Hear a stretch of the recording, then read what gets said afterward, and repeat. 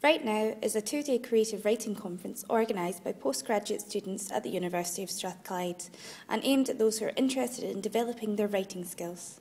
This year it's been held as a part of the 7th AyeWrite Festival. Christopher Brookmyre, award-winning crime writer and author of 14 novels, including Quite Ugly One Morning and Boiling a Frog, was the keynote speaker at the conference and shared his writing experiences for an hour with an audience of aspiring writers and interested readers.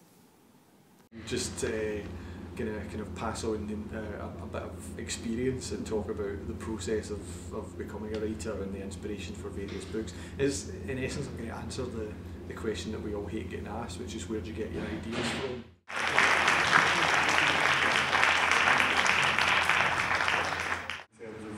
A lot of folks talk about author's lifestyle, you know, it's like I have the most boring lifestyle known to man. So get up, write for a while, go for a walk, repeat. Do you have any tips for sort of writers who are starting out or struggling to sort of get into the zone? How do you get into the zone? I wish I knew it. Sometimes it was just sheer bloody mindedness that you think, right, if you've got to get on with it, then get on with it. You know, don't kid yourself on and think, oh, I don't feel like writing.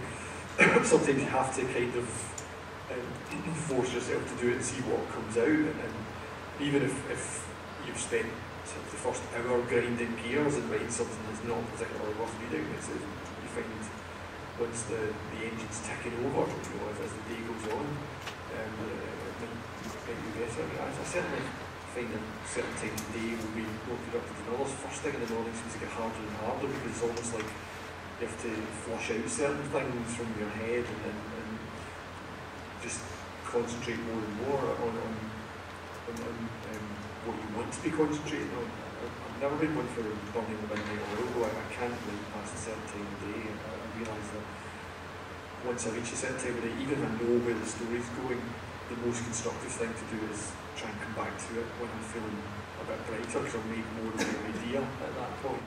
Obviously people go in creative writing courses and there'll be various techniques that can be taught, but I think there's no substitute for someone being able to share their experience, because well, sometimes it's about sharing your experience of the pitfalls as well, or just saying here's the mistakes I made. Now I'm a great believer in getting other people to make your mistakes for you, so if you can learn from someone else's screw-ups, then it might save you some time.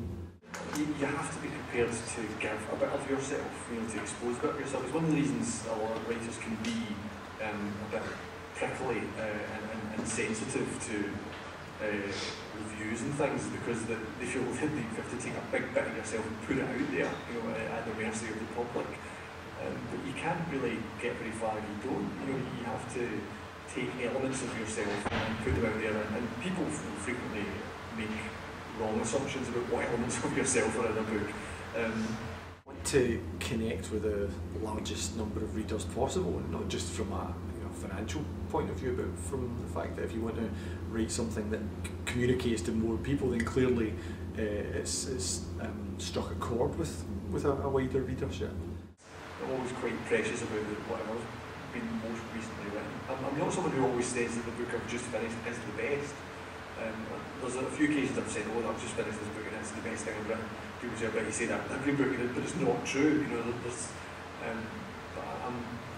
I was hugely enthused by When the Devil Drives, because I thought it was probably the best kind of twisty-turny type of book I'd written. You know, it's a book that is first time I've written an actual whodunit that is intended to keep you changing your mind all the way through. But I'm quite enthused about Bedlam just now, because it was just great fun to write. I mean, I always wanted to write my own kind of Hitchhiker's Guide to the Galaxy. I always wanted my own sort of satirical science fiction playground to explore, and I've done that. Bedlam should be the first in a series of books.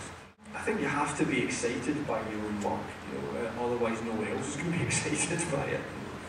I always say that unless you're having fun writing something, then no one's going to have any fun reading it.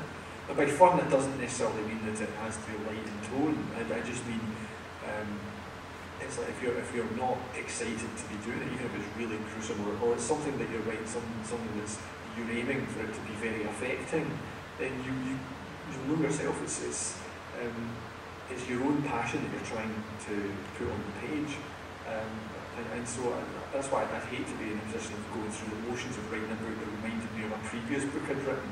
So that's why I'm sort of always moving in a new direction. So I've got, I've just finished a book, and I was aware that with where the body's buried, where the devil drives, were very much more serious than before, and part of me was missing being flippant and going for cheap laughs, and so I've just finished a book in which there are those sort of satirical and outrageous elements in spades.